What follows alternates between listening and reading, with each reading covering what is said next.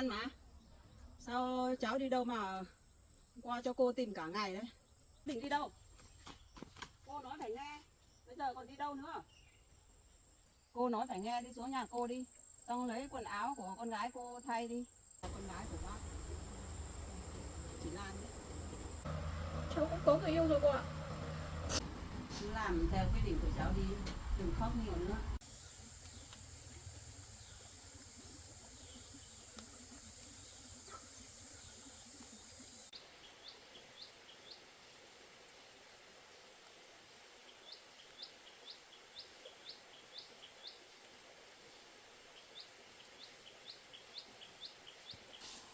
Giờ mình phải cắt nó ngắn đi. Chứ bây giờ mình mặc cái áo cưới này đi đến đâu họ cũng nhìn thấy. Mà cũng vướng lắm.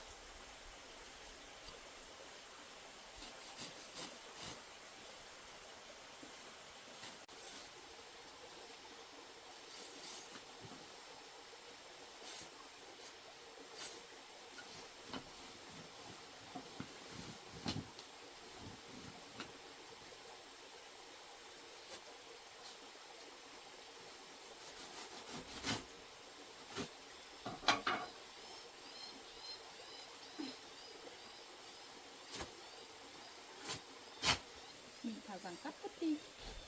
Mình đã bảo mình không lấy người mà mình không yêu rồi.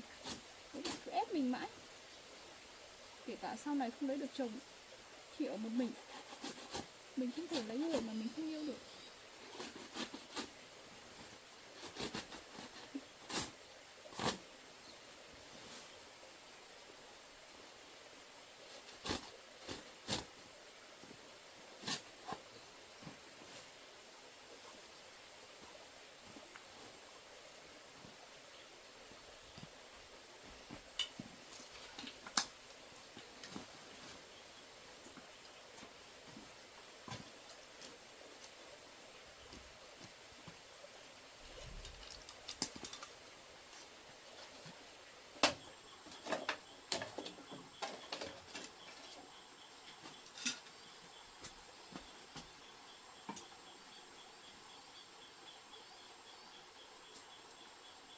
Mình lúc đi sẽ chẳng còn ai nhìn thấy.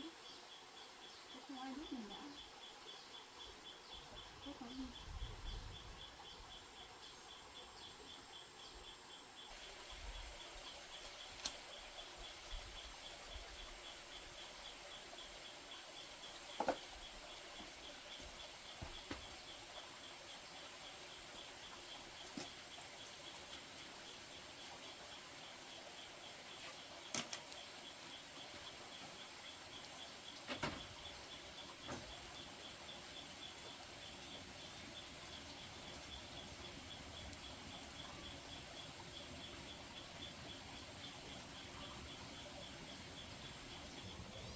Tình hình ở đây một mình thì cũng không ổn.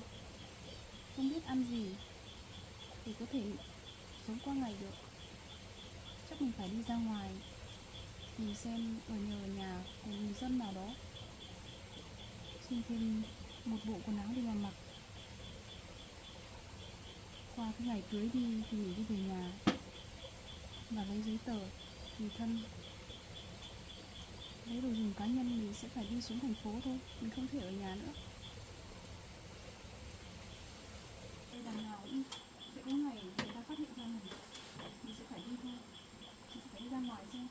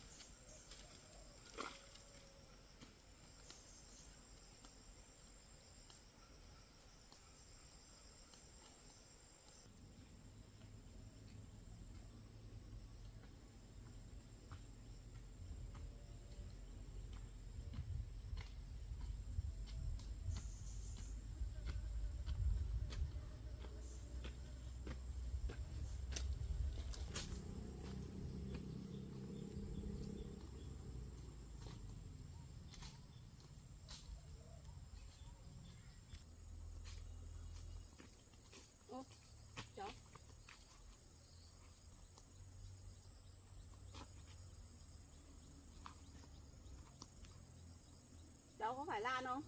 Ồ, Lan mà. Sao cháu đi đâu mà qua cho cô tìm cả ngày đấy?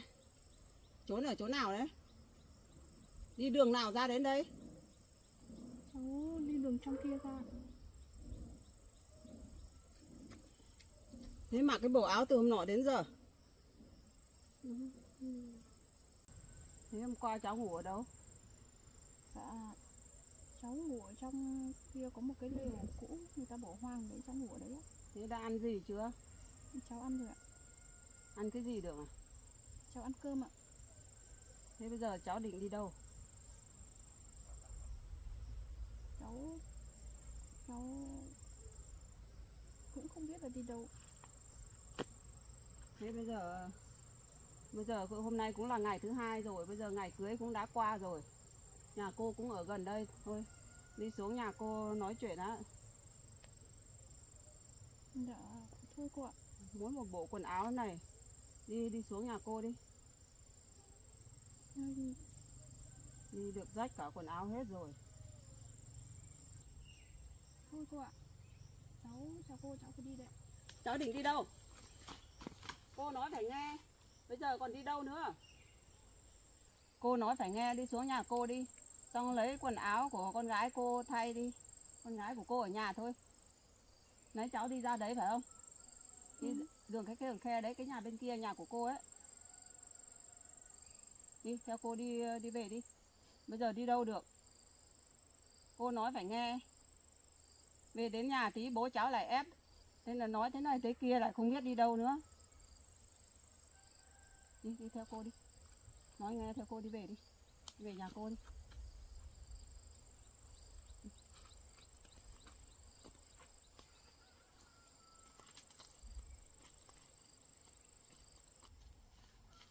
Bây giờ cứ đi theo cô đi về nhà cô xem thế nào. Vâng ạ. Hôm đấy cô cũng chứng kiến bố cháu ép cháu như thế mà cô cũng không dám nói. Thấy bố cháu làm như thế xong cô cũng không dám nói gì. Mà chắc cái nhà đấy cũng không về hay sao cũng chẳng thấy bố cháu gọi điện về nữa. Chắc cũng qua rồi. Hôm nọ cô cũng dặn bố cháu rồi, nếu mà cháu không nhất trí thì trả cái tiền sính lễ cho người ta đi là xong. Có cái gì đâu. Cháu phải bỏ trốn, chắc hôm qua cô đi tìm chắc gọi cháu vẫn nghe thấy phải không? Sao cháu không trả lời cô? Cô cũng đi tìm đến vào trong khe cũng bảo cái lều đấy đấy. Chắc cháu ở đấy à?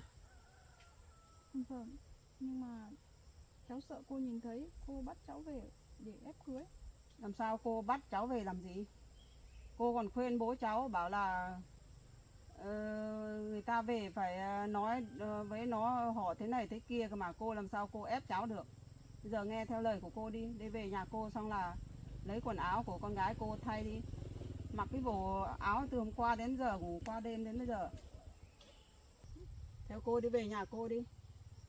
Cô còn sợ cháu không nghe theo lời bố xong là mặc cả áo cưới trốn đi thế này. Cô còn sợ cháu đi nghĩ chuyện gì làm chuyện dại dột, cô còn nhờ cả anh em đi hộ tìm. Thế mà cháu cô gọi như thế mà cháu không thưa. Dạ, cháu xin lỗi ạ. Cháu chỉ sợ cô nhìn thấy, cô lại bắt cháu về, rồi lại bố cháu lại bắt cháu cưới. Cô làm sao mà cô làm cái chuyện đấy. Cô còn khuyên cả bố cháu, chẳng qua bố cháu không nghe. Bây giờ theo cô đi về đi. Cô đi về nhà cô đi. Xong lấy quần áo của con gái cô ấy thay vào. Chắc lớn lắm rồi cô nhỉ? Lớn rồi. Lớn lấy chồng rồi. À, lấy chồng rồi ạ? Vâng. Nãy nó ở nhà mà, cháu qua đấy không thấy à? À, chắc là lúc nãy cháu thấy một cô đang phơi quần áo đấy. Thế là phải đấy. Mỗi mình nó ở nhà thôi, một mình nhà cô đi lấy một tí cây này về làm tăm. Vâng.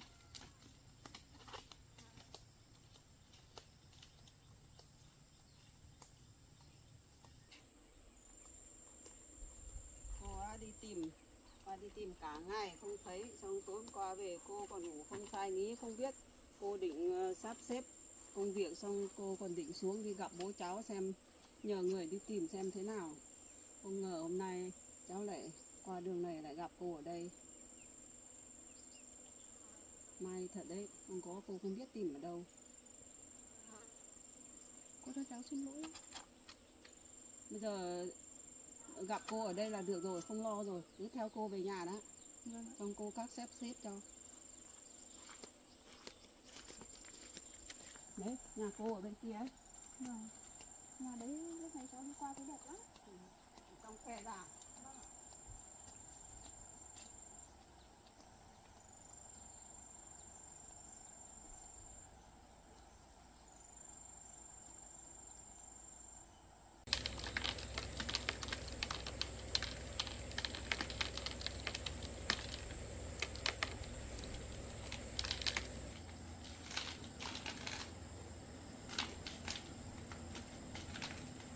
Đấy, nhà cô ở đây này.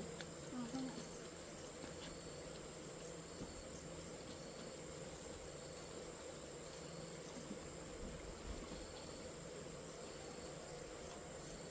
À sao không khóa cổng vào?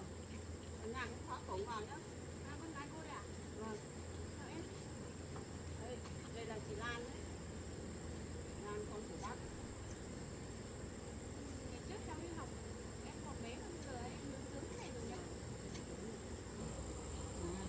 Đấy, hôm nọ mẹ bảo đi ra ngoài đấy, bác gọi điện bảo mẹ ra ngoài đấy. Đây là con gái của bác. Chị Lan đấy. Đi vào nhà. Nhà cô đẹp lắm nha. Cái này mẹ chạy làm tăm.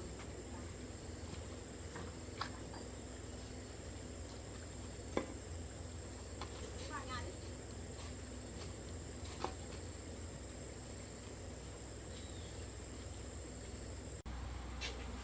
Ở đây ngồi đi, cháu. Vâng.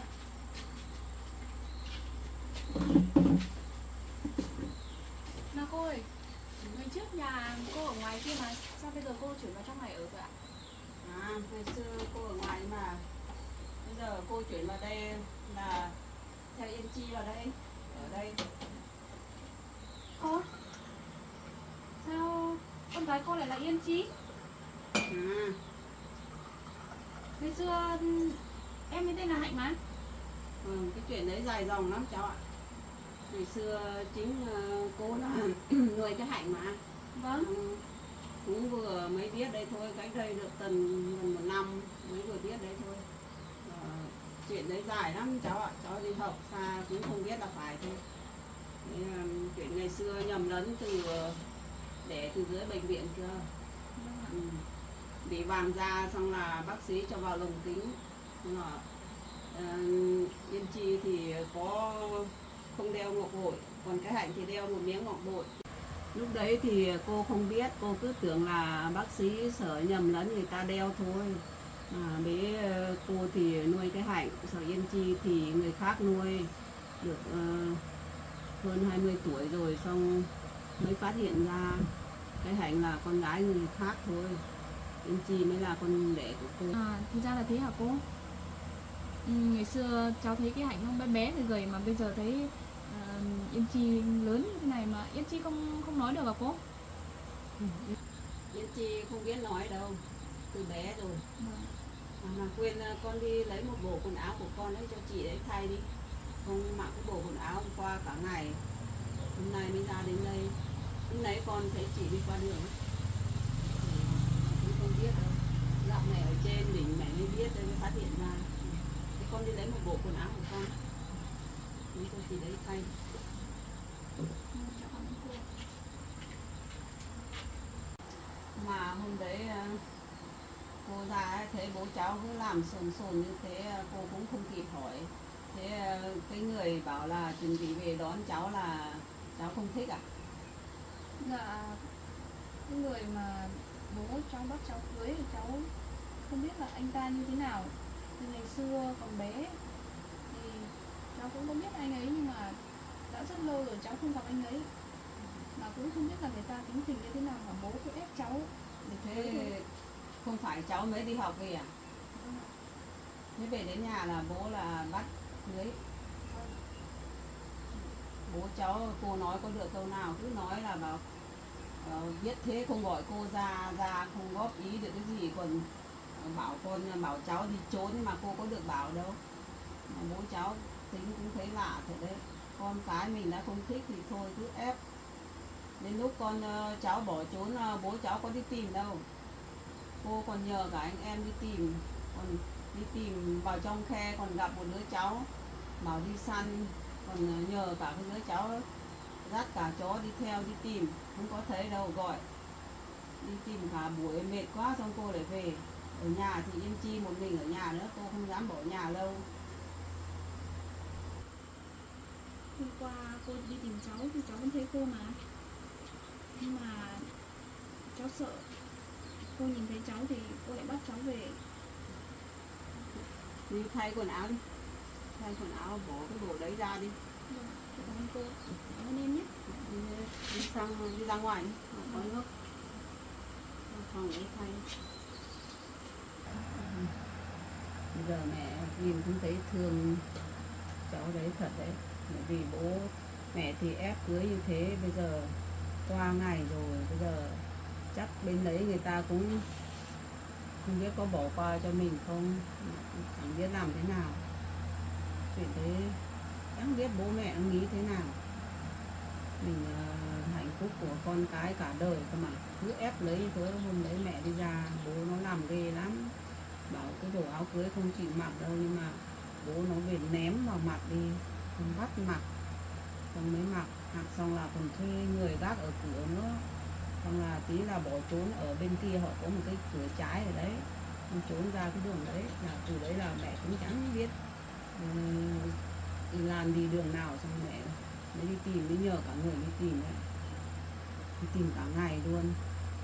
Hóa ra nó bảo vẫn thấy, nghe thấy mẹ gọi nhưng mà không dám về, không dám thưa, sợ mẹ lại bắt nó về cưới thằng đấy.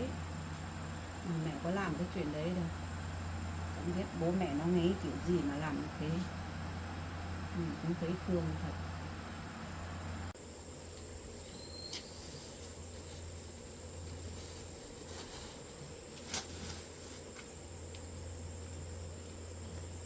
Còn của bác này Lan này đi học ngành y. Có vừa không? Dạ vừa ạ.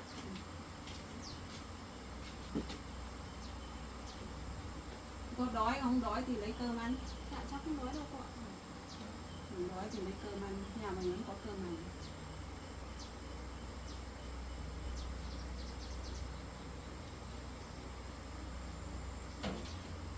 Thế bố mẹ cháu đã mà nhận xính lễ của người ta, cháu cũng sao không nghe theo lời bố mẹ đi, cũng lấy những người đấy đi. Vì mình chưa yêu nhưng mà tìm hiểu nhau sau này nó khóc quen dần. Cháu thì cháu cũng có biết anh ấy như thế nào đâu. Bây giờ tự dưng bảo cháu đi lấy người ta, cháu không làm được điều đấy đâu cô ạ. Tôi cũng thấy đang ở nhà thấy bố cháu gọi điện xuống, cứ tưởng bảo xuống giúp cái này cái kia, tưởng có việc gì, đi đến đấy thì thấy bảo bố cháu mặc áo cưới, cô không có biết gì đâu, cứ thấy bố làm như thế, bảo là bố cháu làm như thế, bảo cái nhà đấy á người ta có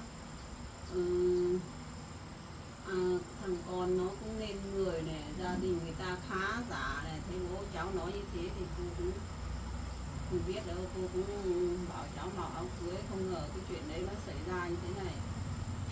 Thế bây giờ cháu định tính thế nào? Cháu nhất quyết không lấy đâu cô ạ. Thời đại này rồi mà bố mẹ cháu còn ép cháu kiểu như thế. Với lại cháu cũng có người yêu rồi cô ạ.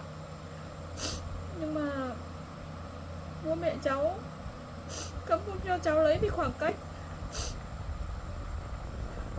Cô cũng chỉ nói thế thôi, nghe theo lời bố mẹ cháu nói thế thôi, nhưng mà cháu không thích thì thôi. Vẫn giải quyết được mà, cái chuyện đấy cháu không phải suy nghĩ nhiều, không phải khóc đâu.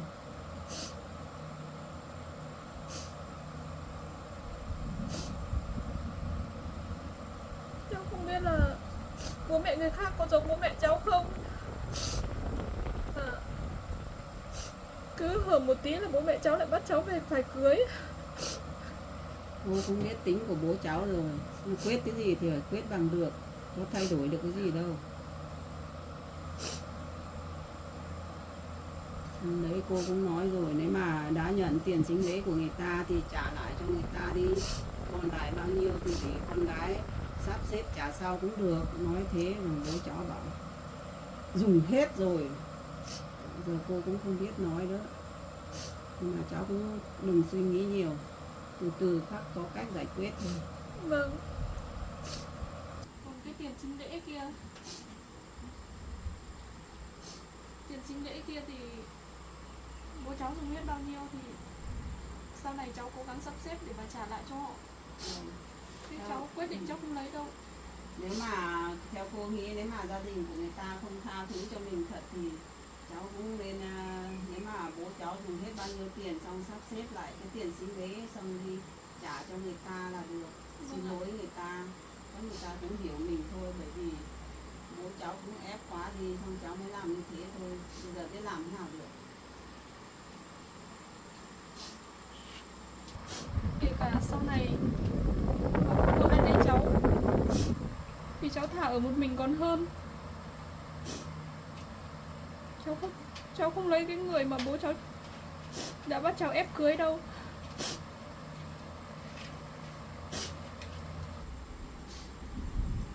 Nếu mà cháu đang nghĩ như thế thì cứ làm theo quyết định của cháu đi, đừng khóc nhiều nữa. Cô không biết, cô chỉ hỏi như thế thôi. Vâng. Không khóc nữa đi.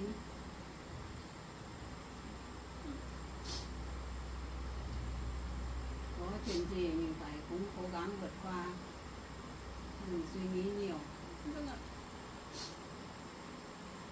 Bây giờ đằng nào cũng muộn rồi, tối nay ở đây với hai mẹ con cô, ngày mai cô đưa xe máy về, từ đây đi về nhà cũng xa lắm, không phải gần đâu. Thôi cô ạ. Cháu cũng cảm ơn những lời khuyên của cô. Thì đằng nào thì cháu cũng phải về nhà để mà đối diện nói chuyện trực tiếp với bố. Chứ cháu cũng không thể trốn tránh mãi được.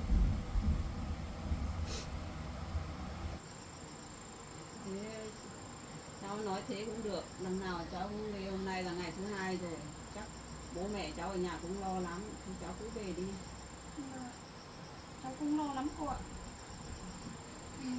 Cái hôm mà cháu bỏ trốn thì bố cháu cũng nói là nếu mà cháu không cưới anh ấy thì cháu sẽ không còn được gặp bố cháu nữa.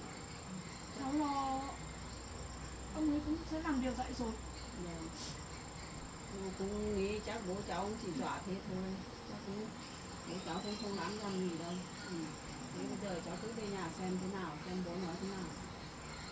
Vâng, thế thì cháu cũng xin phép cô cả em nữa, cháu cũng đi về nhà xem tình hình nhà như thế nào. Bây giờ đường về cũng xa lắm, hay là để cô đưa xe máy về? Dạ thưa cô ạ.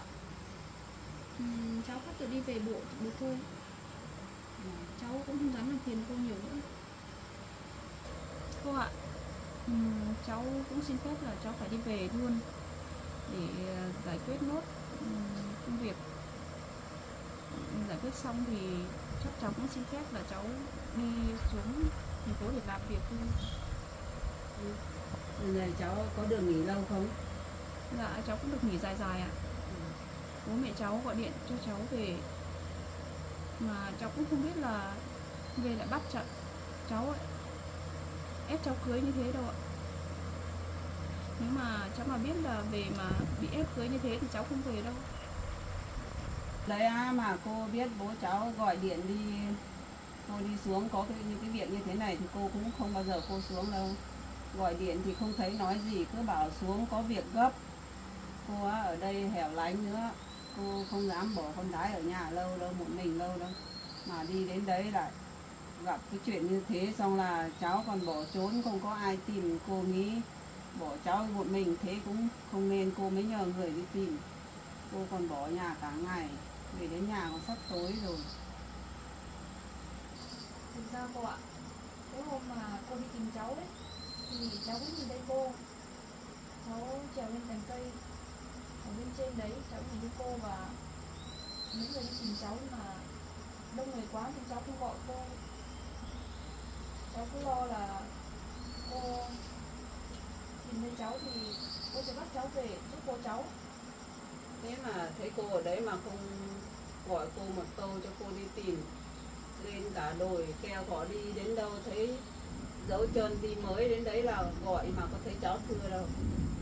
Cô cũng biết là cái lúc đấy chắc chắn cháu vẫn ở gần đấy, bởi vì mặc cái bộ quần áo đấy làm sao đi xa được.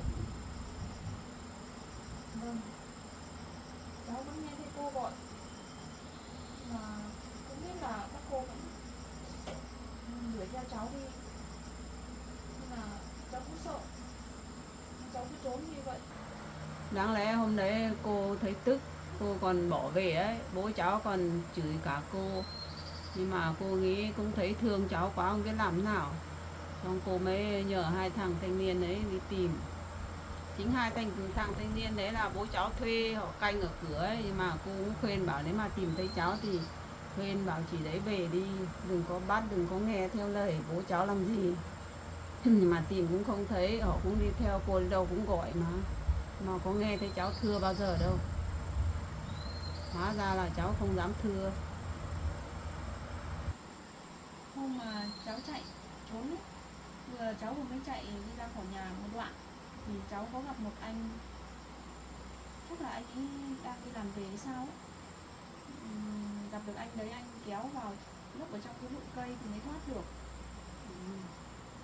Thì ra là thế, mới thấy vừa đi được một lúc mà hai thằng thanh niên cũng chạy nhanh lắm, bảo tìm không thấy, bảo, tìm chỗ nào cũng không thấy, lại thấy quay lại. Vâng.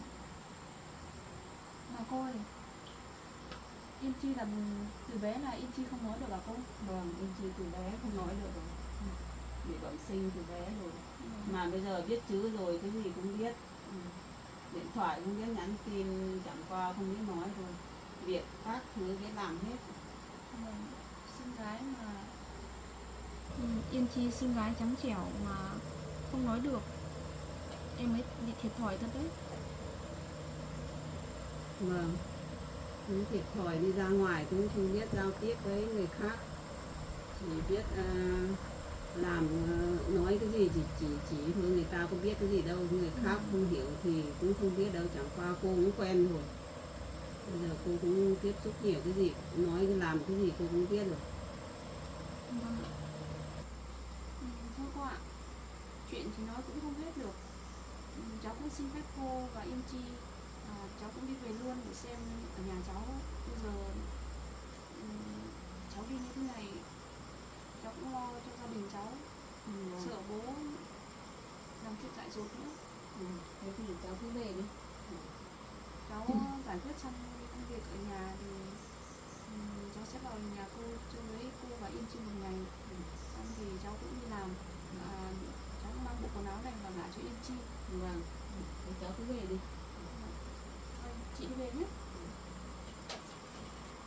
Mới về xem bố, nếu mà bố nói nặng lời thì cháu cũng lựa lời nói bố nhé. Không được cãi bố đâu nhá. Chị về nhé.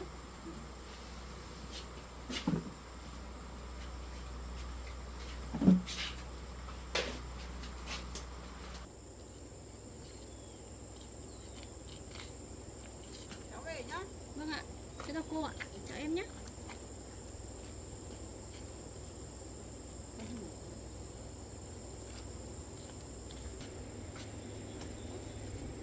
Khóa rồi mà.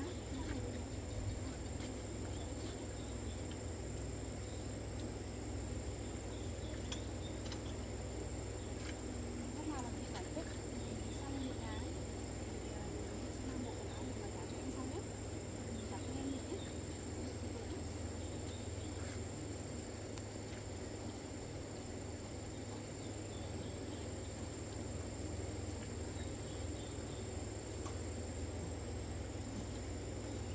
Ra hôm đấy mình thì đi tìm, nó vẫn nhìn thấy mình, nó lại sợ, bắt nó về cưới nó lại trốn.